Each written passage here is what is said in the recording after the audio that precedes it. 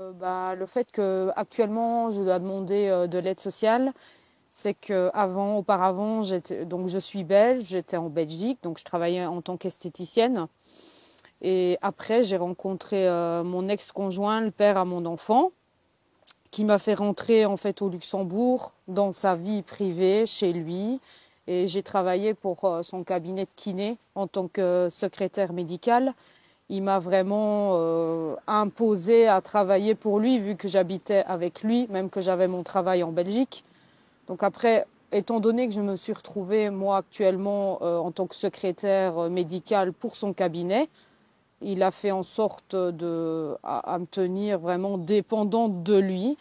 Étant dépendante de lui, j'avais un salaire de lui vu que je travaillais pour lui. Euh, J'habitais chez lui. Donc on a voulu un enfant. Là, après, ça a commencé les maltraitances. Il n'a pas voulu de l'enfant. Et même quand moi j'étais enceinte, ce qui m'a vraiment attristée, c'est qu'il a vraiment été très loin dans ce qu'il a fait, sachant qu'il a vraiment voulu le tuer, quoi. Donc je suis restée vraiment traumatisée vis-à-vis de ça.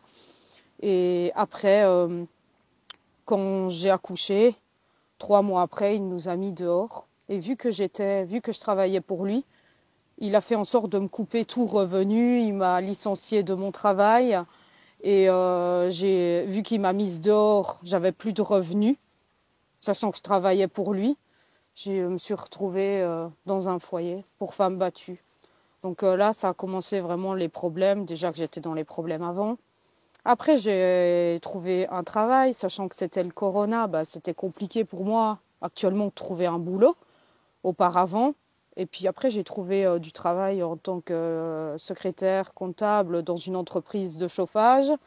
Là, actuellement, je travaille là, mais j'ai trouvé une location au nord de Luxembourg. Et là, je dois faire beaucoup de trajets pour aller travailler. Donc là, étant donné que moi, j'habite dans le nord et que je travaille au sud, à Bellevaux, j'ai beaucoup de routes pour aller travailler. Donc à peu près, je dirais 200 kilomètres tous les jours. J'ai dû aller à l'office social actuellement pour qu'ils puissent m'aider à payer mon loyer, à payer un peu ce que je ne sais pas actuellement payer, parce que je suis vraiment dans la galère. Déjà que j'ai pas un gros salaire, donc actuellement le prix de l'essence, il est super cher à cause de la guerre en Ukraine. Donc là, on arrive vraiment dans un moment où c'est très compliqué de vivre en fait. On a notre salaire, on va dire qu'on survit actuellement. Et vu que moi, le père à mon enfant, il ne l'a pas reconnu, il ne m'aide pas financièrement, ni même à payer une pension alimentaire, il ne demande pas de nouvelles du petit, donc je me retrouve vraiment seule en tant que mère monoparentale avec mon fils maintenant, il a 3 ans et demi.